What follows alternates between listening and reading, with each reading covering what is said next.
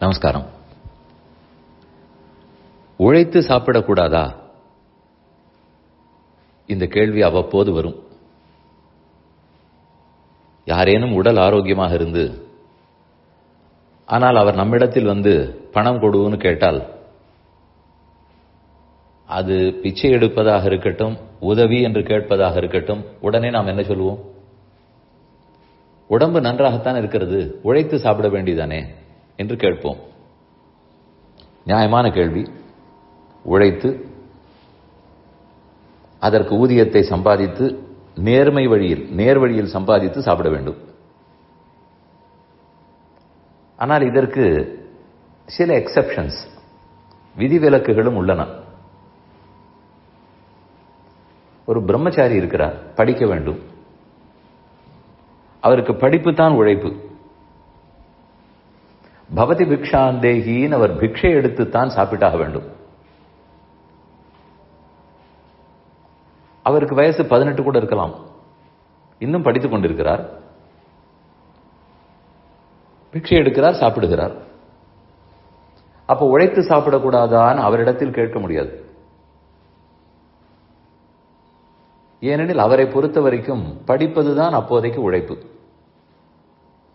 அதே ஒரு சந்நியாசி படித்தெல்லாம் முடித்து விட்டார், வாழ்க்கையும் முடிந்தது, இப்போது துறவரம் மேற்கொண்டார். அவரும் பிக்ஷை எடுத்துத்தான் சாப்பிட்டாக வேண்டும். சந்நியாசிகளுக்கு பிக்ஷை சாதிப்பது என்றே ஒன்று சொல்லுவார்கள். ஒருத்தர் பிச்சையிட்டுத்தான் அவர் சாப்பிடுகிறார், அதனால் ஏதாவது அதுக்கு குறையா? அது அவர் ஏற்றுக்கொண்ட வாழ்க்கை. அவர் உடம்பு ஆரோக்கியமாக கூட இருக்கலாம். உழைத்து சாப்பிடக்கூடாதானால் அவரை பொறுத்தவரை யோகம், தியானம் இப்படிப்பட்டவைதான் அவருக்கு உழைப்பு. உலக இன்பங்களை துறந்துதானே வந்திருக்கிறார். அவர் காட்டில் இருக்கலாம், மலையில் இருக்கலாம், குகையில் இருக்கலாம். என்றோ ஒரு நாள் அல்லது ஒரு நாளைக்கு ஒரு வேளை ஒரு கிராமத்துக்கு செல்லுகிறார், பிச்சை கேட்பார், போடுவார்கள், சாப்பிடுவார். நீ உழைத்து உண்ணவில்லையேன்னு அவரிடத்திலும் கேட்க முடியாது. உடல் ஆரோக்கியம் அற்றவர்கள், இயலாதவர்கள்,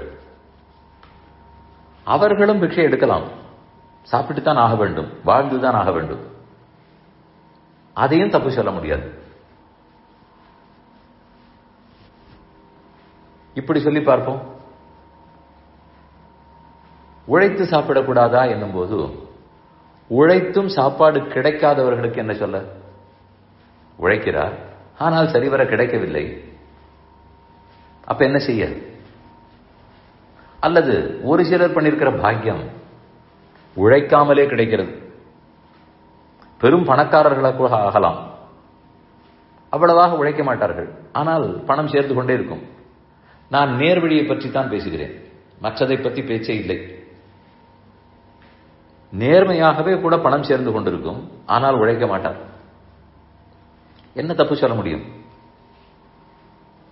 எப்போது தப்பு வரும் என்றால், அப்படி சேரும் பணத்தை தனக்காகவே அவர் வைத்துக் கொண்டு விட்டால் அது தர்மசாஸ்திரம் ஒத்துக்கொள்ளாது. உழைத்து சம்பாதித்தாலும் தனக்கென்று வைத்துக் கொள்ளக்கூடாது, உழைக்காமல் சம்பாதித்து பணம் வந்தாலும் தனக்கென்று வைத்துக் கொள்ளக்கூடாது. அது எப்படி பகிர்ந்தளிக்க வேண்டும் என்பதையும் தர்மசாஸ்திரங்கள் சொல்லுகின்றன. அதன்படிக்கு தனக்கும் ஒரு பங்கு, 2 பங்கு உள்ளது. ஆனால் எல்லா பங்குகளும் தனக்கென்று ஏற்றுக்கொள்ளக்கூடாது.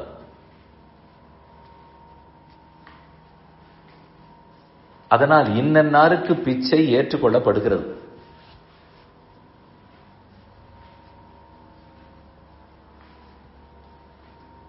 இதில் சில சமயம் நாம் புரியாமல் என்ன பேசிவிடுவோம். அவர் என்ன கோயிலில் ஏதோ வேலை பார்க்கிறார், மற்ற பேர் பக்தர்கள் போடும் பணத்தில் தான் இருக்கிறார், அது பிச்சை எடுக்கிறதுக்கு சமம் இல்லையா என்றெல்லாம் சில சமூக வலைத்தளங்களில் பார்க்க நேர்கிறது. மொத்தமாக புரியாத பேசு.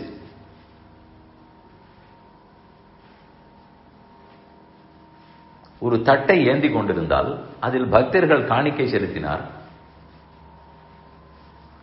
அது அவர்களுடைய விருப்பம்.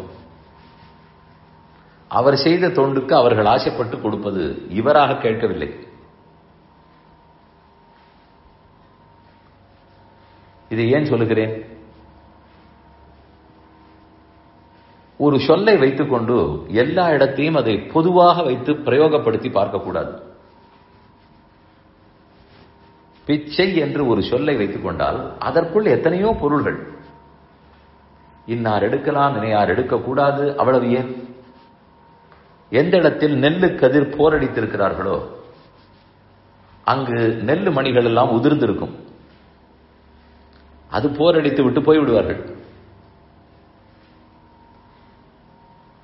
அதை மட்டும் போய் பொறுக்கி எடுத்து கொண்டு வந்து, அது யாருக்கும் பயன்பட போவதில்லை, தரையில் கிடக்கிறது. அதை மட்டும் போய் எடுத்துக்கொண்டு வந்து அதை சமைத்து உண்டால் அது மிகச்சிறப்பான உணவாக சொல்லப்படுகிறது. இது சட்டென்று இந்த மாடர்ன் உலகத்தில் நம் மனம் ஏற்றுக்கொள்ளுமா? அதுதான் ஒருத்தருக்கும் ஒரு கஷ்டமும் கொடுக்காத சம்பாதிக்கப்பட்ட நெல்லு உணவு. உஞ்சவருத்தி செய்தல்னு சொல்லுவார்கள், மாதுகரம்னு சொல்லுவார்கள். அதெல்லாம் மிக உயர்ந்த பிக்ஷை. அதனால் அந்த சொல்லுக்கே அர்த்தம் புரியாமல் தப்பாக புரிந்து கொண்டு இன்னார் இப்படி செய்கிறார், இன்னார் அப்படி செய்கிறார் என்றெல்லாம் தூற்றிக் கொண்டிருத்தல் அறிவுடைமைக்கு அடையாளமாகாது. இன்னும் சற்று ஆழமாக படித்து இந்த தர்மம் எவ்வளவு சிறப்பானது, வைராக்கியத்தை எப்படி வளர்த்திருக்கிறது, ஒரு திருத்தன் வாழ்க்கை தரத்தை எப்படி உயர்வாக அமைத்துக் கொள்ள வேண்டும், இந்த கண்ணோட்டத்தில் தான் பாரதம் அன்று முதல் இன்று வரை இருந்திருக்கிறது. அதைத்தான் நாம் புரிந்து கொள்ள வேண்டும்.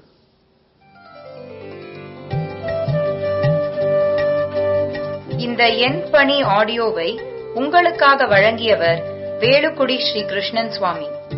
இந்த ஆடியோவை தினமும் உங்கள் மொபைலில் பெற கிஞ்சித் என் பணி KINCHITENPANI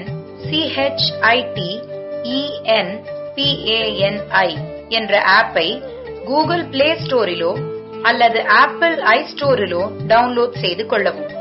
தினம்தோறும் இது போன்ற உபன்யாசங்களை கேட்டு மகிழவும்.